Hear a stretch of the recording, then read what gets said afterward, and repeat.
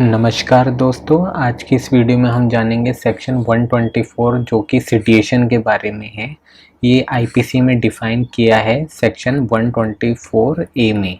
आज की इस वीडियो में हम जानेंगे कि जो सुप्रीम कोर्ट में चीफ जस्टिस हैं उन्होंने क्या बोला है सिडिएशन के बारे में, और सिडिएशन का मीनिंग क्या होता है और उसके कुछ पॉइंटर, और हिस्ट्री जो है सिडिएशन की उसके बारे में, और केसेस के बारे में जानेंगे, और उसके बाद कंक्लूजन। अगर आप मेरे चैनल पर नए आए हो तो लाइक, शेयर और सब्सक्राइब जरूर करें। जो चीफ जस्टिस रमन जी हैं, उन्होंने सेंटर से कहा है कि जो ये सिडिएशन लॉ है, क्या इसको अभी भी ज़रूरी है लागू करना, ये अभी भी चलता रहे ये कानून, या इसे बंद करा जाए। क्योंकि ये जो सिडिएशन लॉ था ये ब्रिटिशर द्वारा लाया गया था, और ये इसलिए लाया गया था ताकि जितने भी भारतीय लोग हैं उनकी आवाज़ को दबाया जा सके। और ये जो कानून है सिडिएशन का, ये 75 साल से, जब से हम आज़ाद हुए तब से अभी तक चला हुआ आ रहा है। तो ये देखते हैं उन्होंने क्या क्या कहा था चीफ जस्टिस ने। उन्होंने कहा था ये जो कानून है सिडिएशन, ये ब्रिटिशर द्वारा बनाया गया है, तो ये कोई हमारा भारतीय कानून नहीं है। और जो ब्रिटिशर ने बनाया था तो वो इसलिए बनाया था ताकि उधर लोगों की आवाज़ को दबाया जा सके। जैसे कि हम जानते हैं कि ब्रिटिशर्स ने हम पर राज किया है, तो जो भी लोग थे जैसे ब्रिटिशर के खिलाफ कुछ भी करते थे तो उन पर वो सिडिएशन चार्ज लगा देते थे 124 ए में। उसके बाद क्या था, जो ब्रिटिशर थे उन्होंने खुद ही अबॉलिश कर दिया था ये कानून। उधर जहाँ पे ब्रिटिश रहते हैं इंग्लैंड में, उन्होंने ये खुद ही अबॉलिश कर दिया था। उन्होंने ये वाला कानून ब्रिटिश में अबॉलिश कर दिया था, लेकिन जो इंडिया में था वो अबॉलिश नहीं करा था, उन्होंने अपनी कंट्री में अबॉलिश कर दिया था। और उन्होंने अबॉलिश कब करा था? 2009 में। जो सिडिएशन है ये हमारा freedom of speech and expression, जो कि आर्टिकल 19 में डिफाइन है, ये इसको वॉयलेट करता है कहीं ना कहीं। अगर देखिए आप गवर्नमेंट के खिलाफ अगर आप कुछ कह रहे हैं या अपनी बात रख रहे हैं तो ज़रूरी थोड़ी ना है वो सिडिएशन ही हो।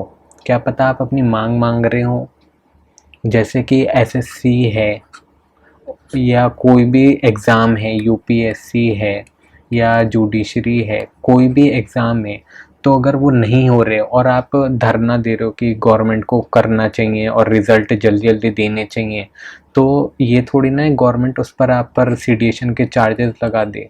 ये तो गलत ही है, और ये आपके जो फंडामेंटल राइट दिया है आर्टिकल 19 में, इसको भी वॉयलेट करता ही है। नेक्स्ट है, ये जो सेक्शन है सिडिएशन का, ये बहुत मिसयूज़ करा जाता है गवर्नमेंट द्वारा और पुलिस द्वारा। कुछ भी जैसे गवर्नमेंट को लग रहा है कि अच्छा ये हमारे खिलाफ ज़्यादा ही बोल रहे हैं या अपोजिट पार्टी बोल रही है तो उसके खिलाफ सिडिएशन के चार्ज लगा दो, तो ये तो चीज़ गलत है। ये लोकतंत्र का जो मतलब है, लोगों द्वारा चुनी गई गवर्नमेंट, तो ये उसका मतलब तो पूरा चेंज ही कर दे रहा है, क्योंकि लोग अपनी जो मांग है वो रख ही नहीं पा रहे हैं। जैसे वो मांग रख रहे हैं अपनी, तभी गवर्नमेंट उन पर चार्ज लगा दे रही है 124 ए में, तो ये चीज़ गलत है।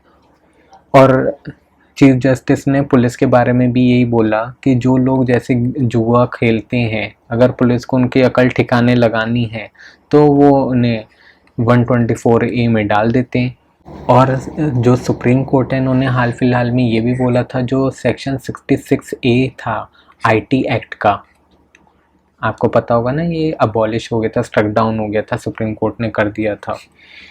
तो लेकिन अभी भी पुलिस लोगों को अरेस्ट कर रही है, बल्कि ये कानून तो ख़त्म हो गया है, तब भी पुलिस इस कानून में इस वाली धारा में लोगों को अरेस्ट कर रही है। कौन सी धारा? Section 66 A of IT act जो है, उसमें पुलिस अभी भी लोगों को अरेस्ट कर रही है। तो पुलिस को थोड़ा और एजुकेशन देने की और ज़रूरत है ताकि वो ढंग से काम कर सकें। अब जैसे बेयर एक्ट जो हैं, तो उनमें आप जैसे सेक्शन 66 ए देखोगे तो उसमें नीचे जहाँ पे फुट नोट होते हैं उधर दे रखा है कि ये स्ट्रक डाउन हो गया है बाय सुप्रीम कोर्ट, लेकिन जो ऊपर है उसकी डेफिनेशन दी है, तो पुलिस को लगता है ये कानून जो है अभी भी चल रहा है। अब हम सीडिएशन जो है इसके मतलब को जानते हैं। सीडिएशन का मीनिंग क्या है? सीडिएशन मीन वर्ड, जो भी हम वर्ड बोलते हैं, चाहे हम कोई भी वर्ड बोलेंगे या तो लिख के बोलेंगे या फिर बोलकर बोलेंगे, है ना, ईदर रिटन और स्पोकन, या कोई साइन, जैसे हम कोई साइन कर देते हैं, ये साइन, ये वाला साइन नहीं, दूसरा साइन, या विजिबल रिप्रेजेंटेशन, या एक्शन, कोई हम ऐसे करते हैं कि चलो ठीक है मारते हैं, तो हम ऐसे इशारे करते हैं, ये सब करते हैं, या अदरवाइज।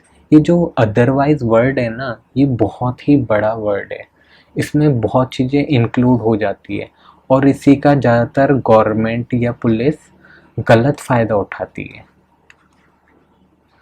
अगेंस्ट गवर्नमेंट, ये सारी चीज़ अगर आप गवर्नमेंट के खिलाफ कर रहे हो, हेट्रेड के लिए या डिसअफेक्शन, तो इसे क्या कहेंगे? हम सीडिएशन कहेंगे।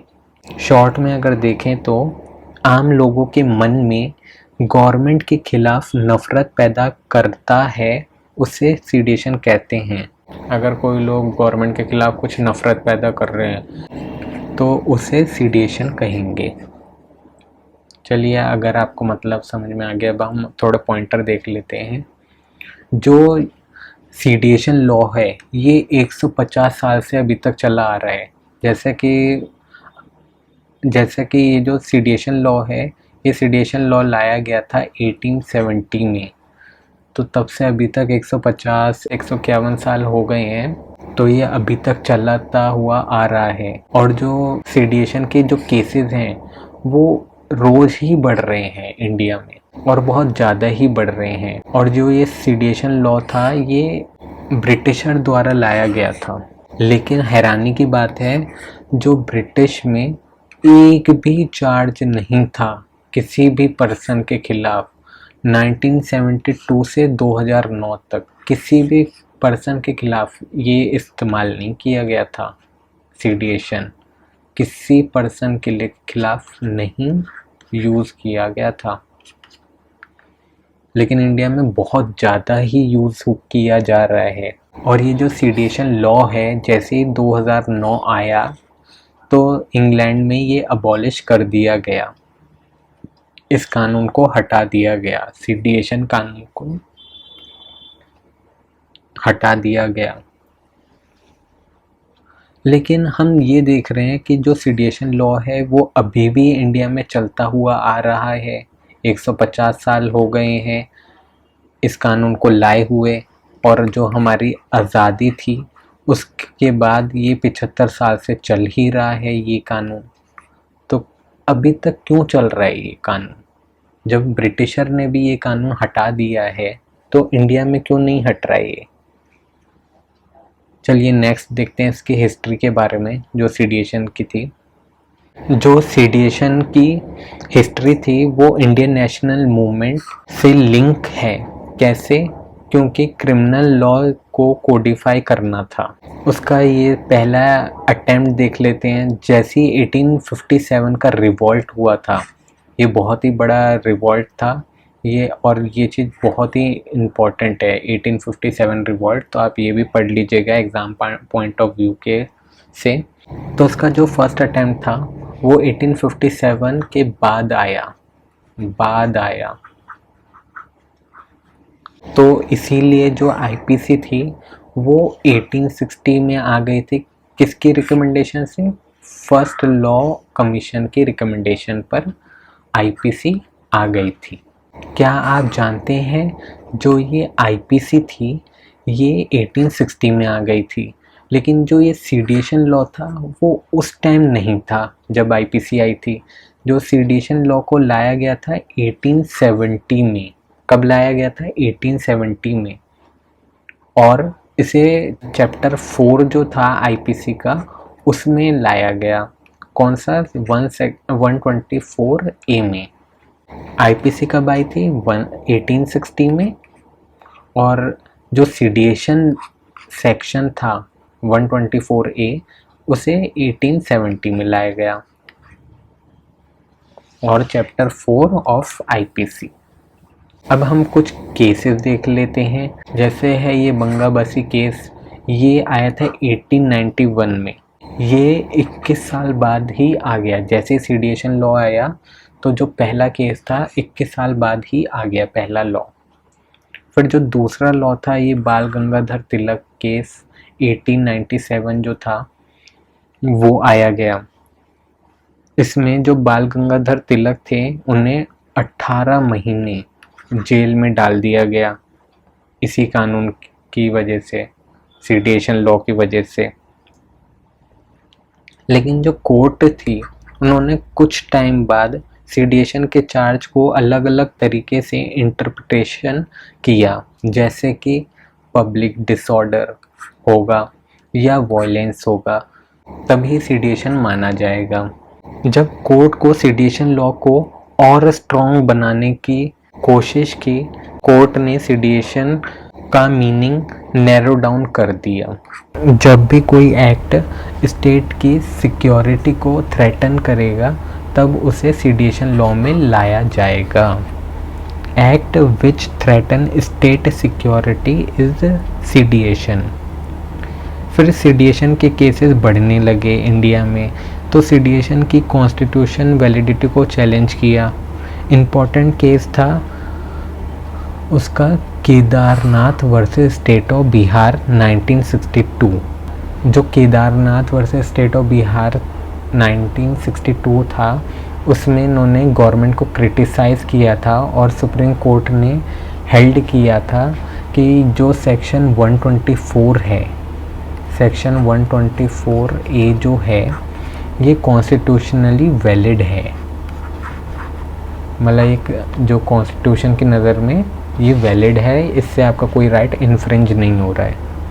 उसके बाद क्या था, जो Balwant Singh versus state of Punjab 1995 का केस आया, इसमें लोगों ने खालिस्तान जिंदाबाद के नारे लगाए थे।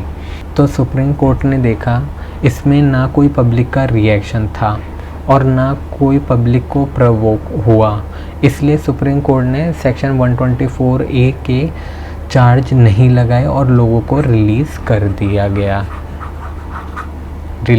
दिया या छोड़ दिया। फिर आया Shreya single versus union of India 2015। Police ने 2 वुमेन को अरेस्ट करा और उन पर चार्ज लगाए थे कि जो फेसबुक पर ऑफेंसिव कमेंट पोस्ट कर रहे हैं, जैसे मुंबई सिटी के शटडाउन होने से एक पॉलिटिकल लीडर की डेथ के बाद। इस केस में कोर्ट ने 3 कॉन्सेप्ट पर बात की थी, जो कि थे, पहला है जैसे डिस्कशन, दूसरा है एडवोकेसी, तीसरा है इंसाइटमेंट। और जजेस ने कहा था मेयर एडवोकेसी और डिस्कशन और incitement is not सीडिएशन।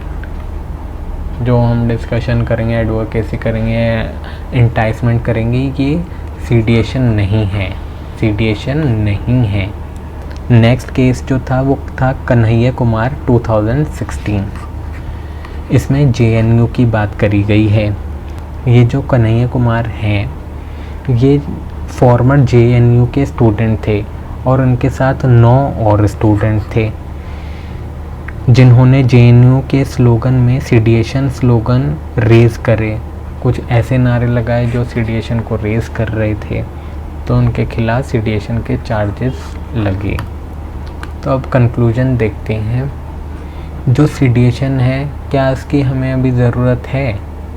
Do we need this law? क्योंकि ये जो लॉ था ये ब्रिटिशर द्वारा बनाया गया था 1870 में, और इससे क्या था, जो भी इंडियन लोग थे उनकी आवाज़ को दबाया जाता था। और ये जो लॉ है ये हमारा फंडामेंटल राइट वायलेट करता है, जैसे कि आर्टिकल 19 जो है हमारा freedom of speech and expression जो है ये हमारे इस राइट को वायलेट करता है। और ये जो सीडिएशन लॉ है ये मिसयूज़ करती है गवर्नमेंट जो होती है, गवर्नमेंट हो गई, पुलिस भी हो गई, ये भी मिसयूज़ करती है सीडिएशन लॉ को। तो जो सुप्रीम कोर्ट है उन्होंने सेंट्रल गवर्नमेंट से पूछा है कि हमें इस लॉ को अबॉलिश क्यों नहीं करना चाहिए और ये लॉ अभी तक क्यों चल रहा है, क्यों अभी तक इसको हटाया क्यों नहीं गया है। तो अभी सुप्रीम कोर्ट ने इस पर जवाब मांगा है सेंट्रल गवर्नमेंट से। अब देखिए सेंट्रल गवर्नमेंट क्या जवाब देती है। अटॉर्नी जनरल जो होते हैं सेंट्रल गवर्नमेंट की तरफ से लड़ते हैं, उनके बिहाफ पर लड़ते हैं। तो देखिए अब क्या बात होती है आगे। Thank you for watching this video. अगर आपको ये वीडियो अच्छी लगी तो मेरे चैनल को प्लीज़ लाइक, शेयर और सब्सक्राइब ज़रूर करें।